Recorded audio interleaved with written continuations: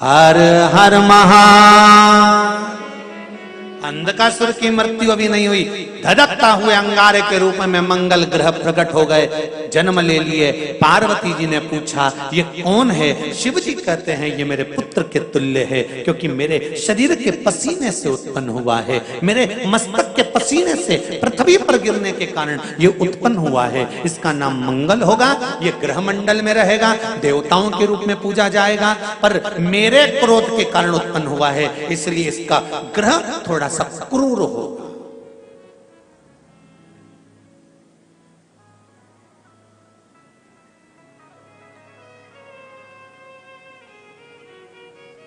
एक बात बहुत ध्यान से सुनिएगा, विवाह, शादी, संतान प्राप्ति, विवाह के बाद में विवाद या किसी नए कार्य के लिए आगे बढ़ रहे हैं और उसमें अड़चन आ रही है, तो एक बार किसी ज्योतिषाचार्य के पास जाकर पूछना, वो बता देगा या तो मंगल या शनि कुछ ना कुछ, कोई ना कोई क्रूर ग्रह तकलीफ दे रहा होगा। ज्योतिषाचार्य के पास जाएंगे, वो कहेगा। जितने भी ग्रह हैं, चाहे राहु हो, केतु हो, मंगल हो, शनि हो, बुध हो, भौम हो, सूर्य हो, ये सारे जो ग्रह हैं ये शंकर भगवान के शिवलिंग के पास में विराजमान है, शिवलिंग के पास में विराजमान।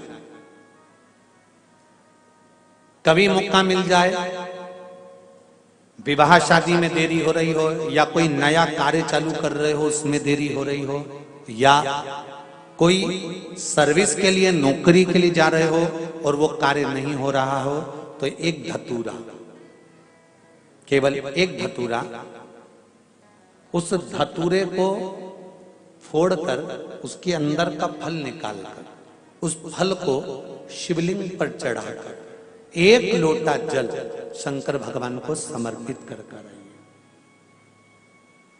दिन होना चाहिए मंगलवार। कौन सा दिन होना चाहिए? जम के बोलो जरा, मंगलवार का समर्पित करो। उसके बाद में आप विवाह के लिए अगर समर्पित करे हैं तो विवाह में देरी नहीं होगी, व्यवसाय और व्यापार के लिए या नौकरी के लिए समर्पित करे हैं तो उसमें देरी नहीं होगी। एक विदल और उत्पल नाम के दो राक्षस थे, असुर। दोनों ने उपद्रव मचाया। एक बार विदल उत्पल माता पार्वती जी के पास में गए और जगत जननी जगदम्बा जी के स्वरूप को देखकर उनकी ओर आसक्त हो। मां को क्रोध आता है। माता पार्वती ने गणेश जी के हाथ से कुंदुक लिया। कुंदुक जानते हो, गणेश जी के हाथ में एक शस्त्र होता है एस जैसा, वो कुंदुक कहलाता है। कुंदुक को लिया और माता पार्वती ने उस कुंदुक को फेंककर विदल और उत्पल दोनों का संहार करा। भगवान के चरणों में जाकर वो कुंदुक गिरा। गिरते ही भगवान शंकर के चरणारविंद में कुंदुक से चोट पहुंची, जिससे उनके चरणारविंद से कुछ रक्त की बूंद निकली है। महाराज शिव जी का नाम कुंदकेश्वर हो गया है। महाराज क्या नाम पड़ गया? कुंदकेश्वर।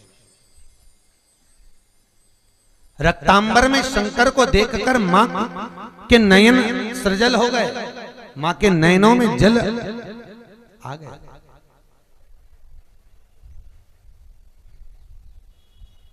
इसलिए माता पार्वती ने भगवान शंकर से वर मांगा, भोलेनाथ आज के बाद आपके शरीर पर रक्तांबर ना दे, रक्त ना दे। महाराज चंदन चढ़ेगा, अष्टगंध चढ़ेगा, हल्दी चढ़ेगा। अच्छा, कई लोग कहते हैं महाराज जी किसी किसी शास्त्र में हमने जैसे एक लाइन इसमें ही पढ़ लो, लिंगाष्टक इसमें भी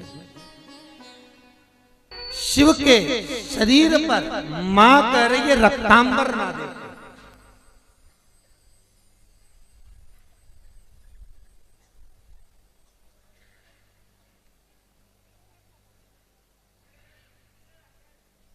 तो यहां कुमार खंड करा, शिव महापुराण का कुमार खंड और कौमार खंड का 22वां अध्याय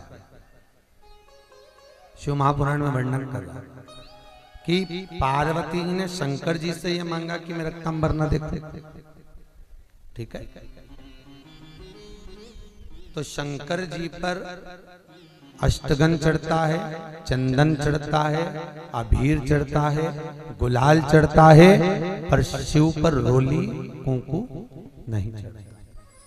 पर लिंगाष्टक के अंतर्गत कुमकुम चंदन लेपित लिंगम, यहाँ स्पष्ट किया कि कुंकू चंदन। तो महाराज जी फिर ये चरित्र का वर्णन, कुंकू तो यहाँ लिखा है कि कंकु चढ़े, तो बहुत ध्यान देना महाराज। शंकर भगवान के शिवलिंग पर आपको फिर निवेदन करूंगा,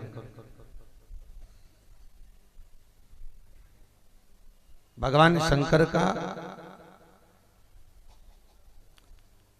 ये शिवलिंग है। ठीक है, ध्यान देना, ये माता पार्वती का स्थान है। बीच में शोक सुंदरी, राइट लेफ्ट भगवान के पुत्र, ऊपर 5 कन्या।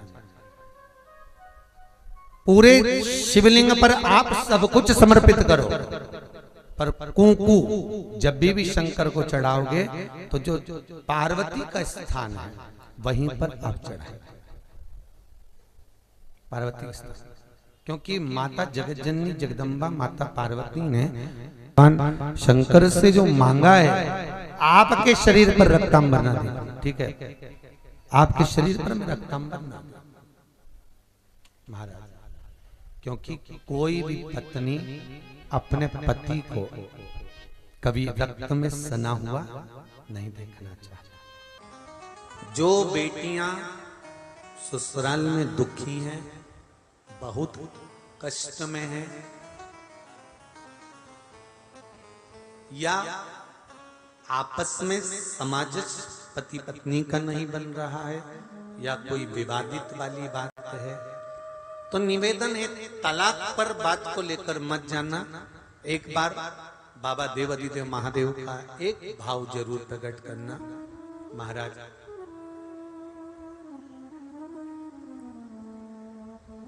श्री अवधूतेश्वर महादेव का नाम लेकर, कौन से महादेव? अवधूतेश्वर महादेव का नाम लेकर थोड़ी सी मूंग, हरी जो मूंग होती है, उस मूंग को गला लीजिए पानी में। गलाने के बाद में उस मूंग को शिव मंदिर में ले जाकर भगवान जो नंदीश्वर विराजमान होते हैं वहां रखकर 7 बेलपत्र उस मूंग पर चढ़ा दीजिए। चढ़ाकर बेलपत्र मेरे देवादिदेव महादेव को अवधूतेश्वर महादेव के नाम से समर्पित कर दीजिए। वो मूंग उठाकर गौशाला में या आपके रोड पर कोई नंदी दिख जाए, या गौशाला में कोई नंदीश्वर हो, तो उस नंदी को वो मूंग खिला दीजिए थोड़ी सी। 3 या 4 प्रदोष करोगे, तलाक तक बात नहीं पहुंचेगी, आपस में प्रेम बढ़ जाएगा, बेटी को सम्मान मिलना प्रारंभ हो जाएगा और टेंशन समाप्त हो जाएगा, परिवार नहीं टूटेगा।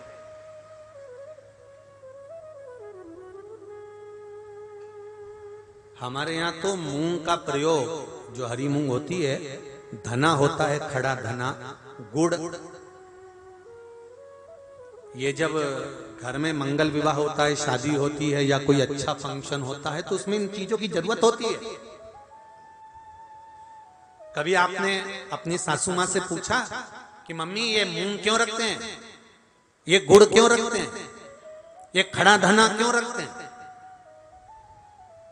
ये तो सब दाल का सामान है, ये तो सब वहां रसोई घर में होना चाहिए, फिर ये पूजा की थाली में इसको क्यों रखते हैं? उसका कारण क्या है?